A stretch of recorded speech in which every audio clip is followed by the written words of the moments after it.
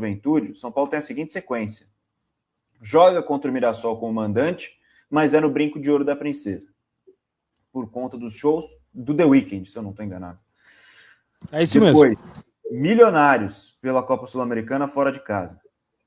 Bahia, enfrenta o Bahia em Bragança Paulista, é isso, né? Cícero de Souza Marques. No Cícero de Souza Marques. O'Higgins pela Copa Sul-Americana fora de casa. Corinthians pelo Campeonato Brasileiro na Neoquímica Arena. A volta contra o Juventude, lá no Alfredo Jaconi, e Fluminense no Rio de Janeiro pelo Campeonato Brasileiro. Um possível retorno ao Morumbi apenas contra o Milionários, na semana do dia, que seria na semana do dia 19, né? No dia 19 ali de maio. Ou seja, seria quase um mês. Isso. Quase um mês fora do estádio do Morumbi.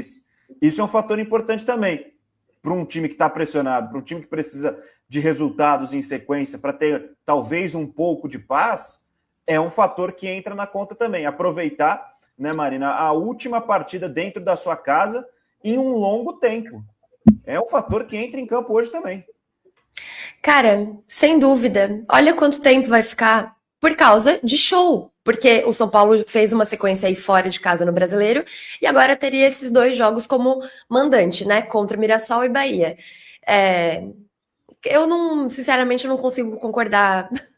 Esse contrato com a Live Nation, alinhavado aí e assinado pela gestão passada, ainda mais considerando que toda a questão da suposta corrupção e desvio de dinheiro no São Paulo aconteceu em camarotes de shows, porque transformaram Morumbis, como disse o promotor, numa gigantesca máquina de caça-níquel, em que foi oportunizada todas essas vantagens para os conselheiros que se servem do São Paulo e não servem o São Paulo, presidente e tudo mais. Enfim,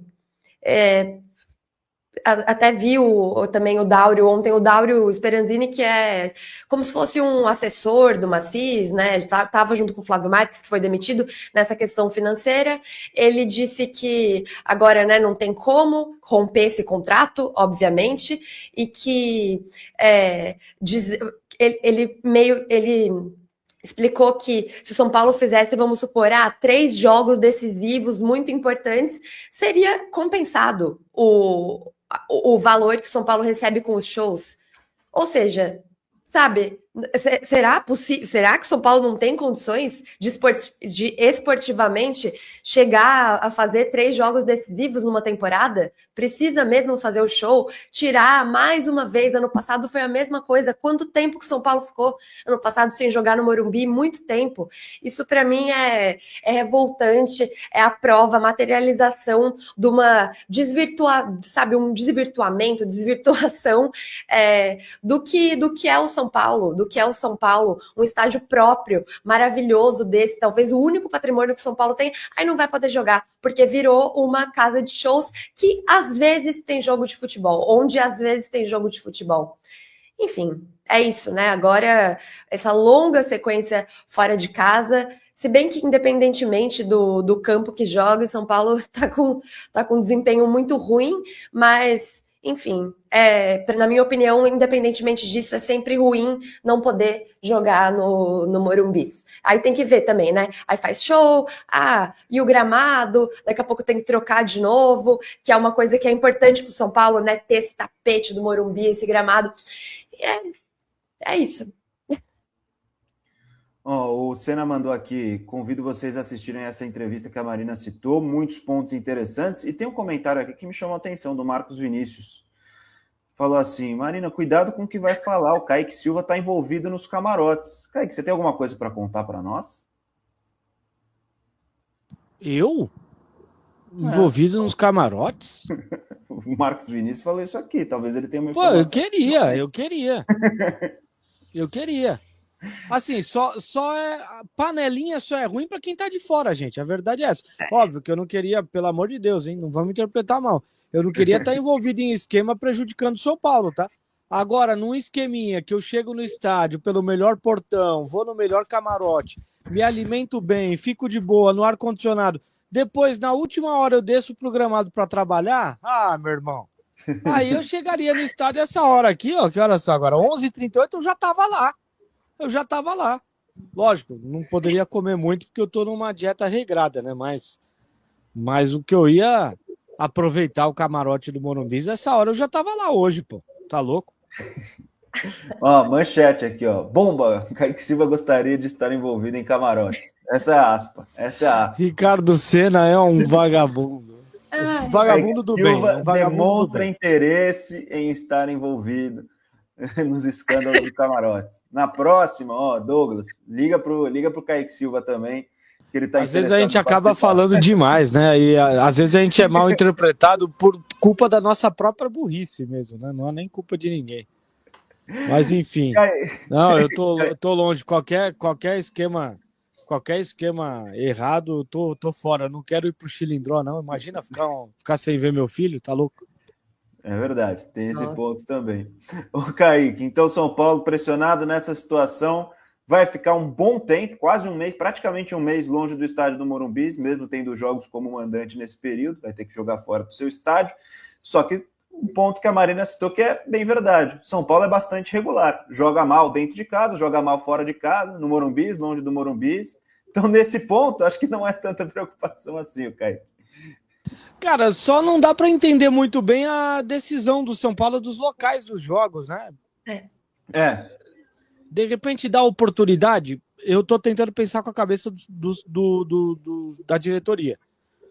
Dar oportunidade ao torcedor de Campinas e região e dar oportunidade ao torcedor de Bragança e região, de ver o clube, de ver o São Paulo como mandante de perto.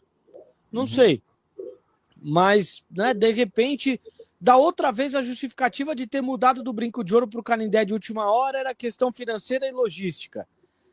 Aí o que muda para dessa vez você escolher o Brinco de Ouro e a segunda opção do segundo jogo ser o Cícero de Souza Marques? Enfim, tem coisas que a gente não consegue explicar no São Paulo. Né?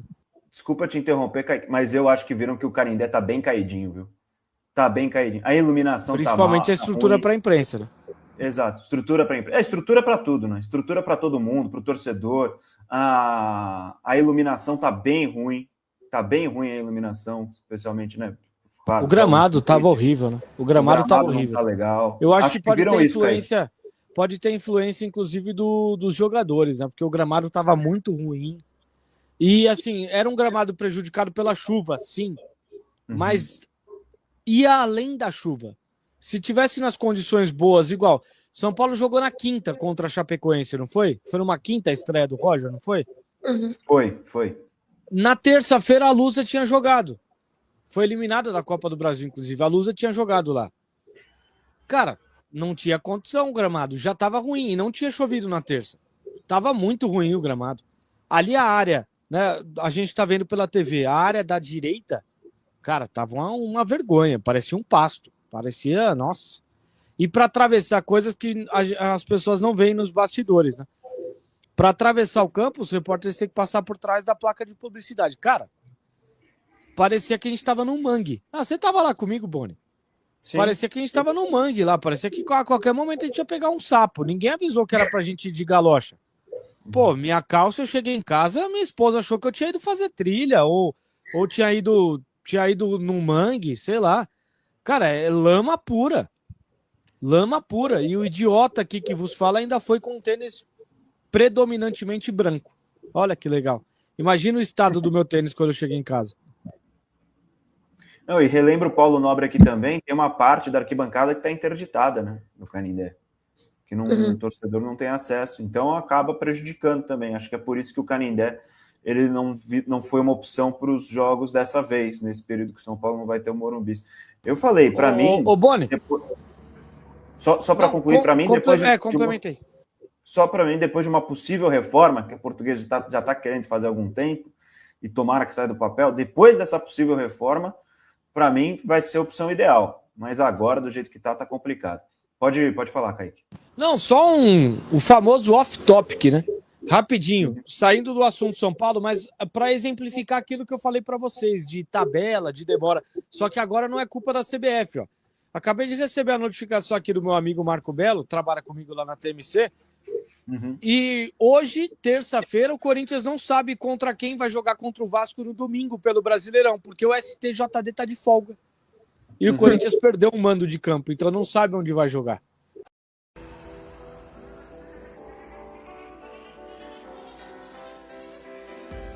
Eu acho difícil, cara, porque é incrível, né, o que aconteceu, né, ali no São Paulo, né? Porque o quanto é fácil juntar essas 4 ou 5 cabeças ali numa sala e falar, vamos falar igual, né? Crespo não fala dos 45 pontos, mas não fala que vai ser campeão.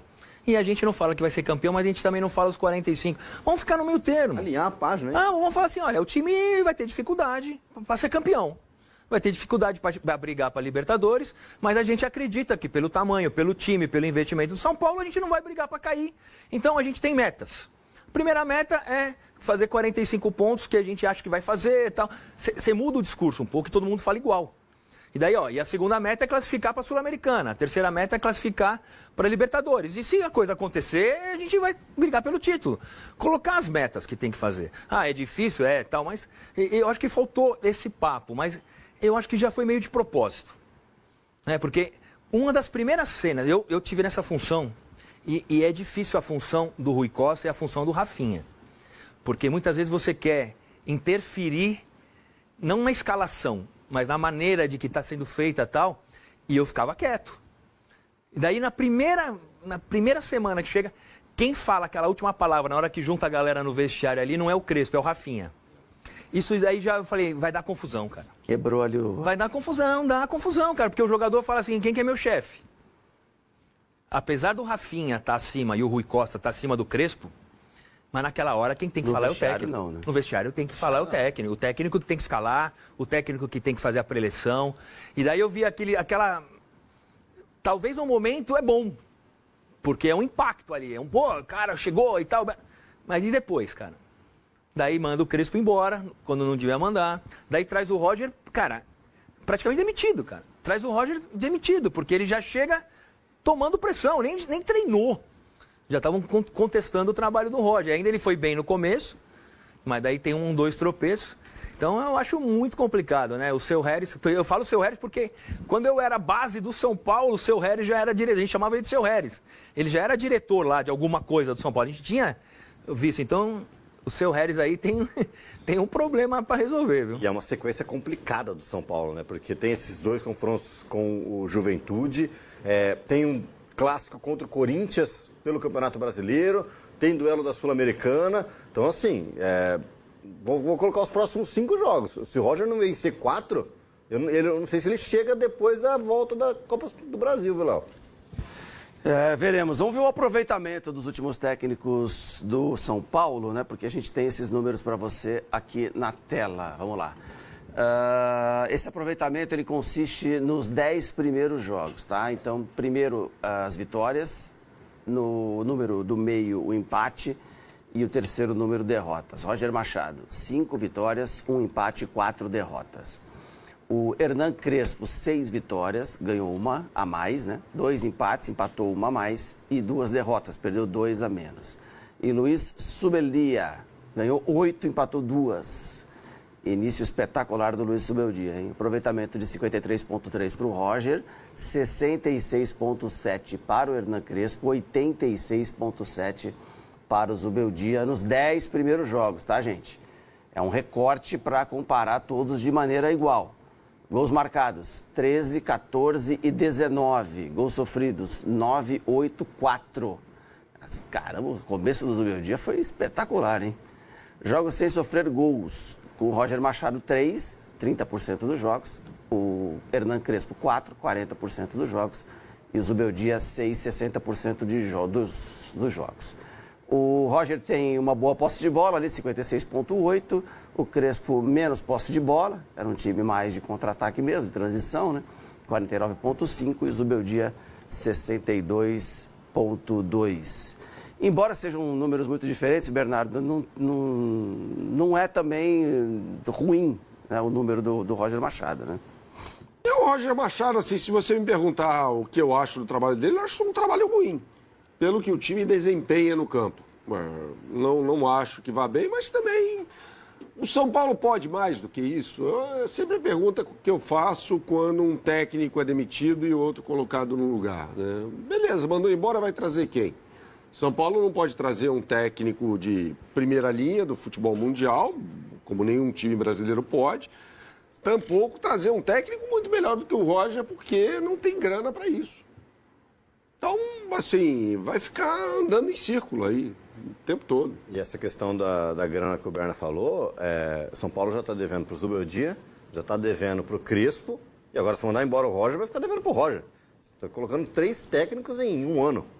E vai contratar outro, vai pagar 4.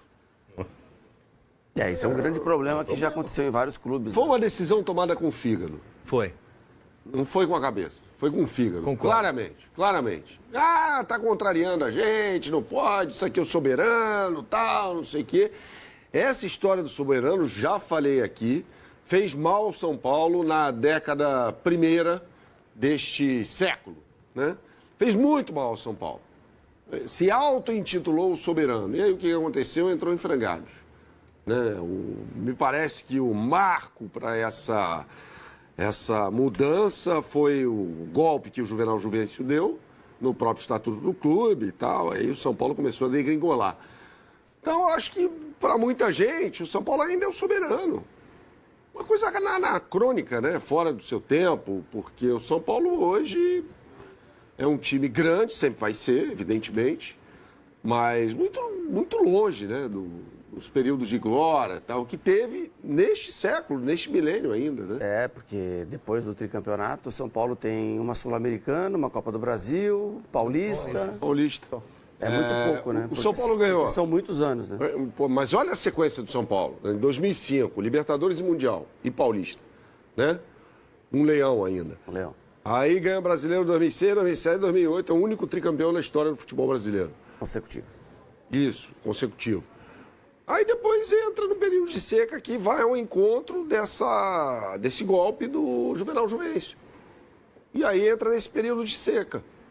E a gestão, assim, é mal feita, não só pelo Harry Macis, mas foi terrível com o Júlio Casares, terrível com o Leco, terrível com o Carlos Miguel Aidar, essa turma toda. E essas pessoas fizeram mal ao São Paulo. Por isso que o São Paulo se encontra nessa situação. Então, qual é a opção para o São Paulo? Como é que o São Paulo vai olhar para frente e projetar daqui 5 anos, falando, não, o São Paulo estará naquele mesmo lugar em 5 anos? Eu acho difícil. Com essas gestões aí, eu acho muito difícil. Com a nova janela de transferências se aproximando, o São Paulo viu a movimentação aumentar no cenário nacional.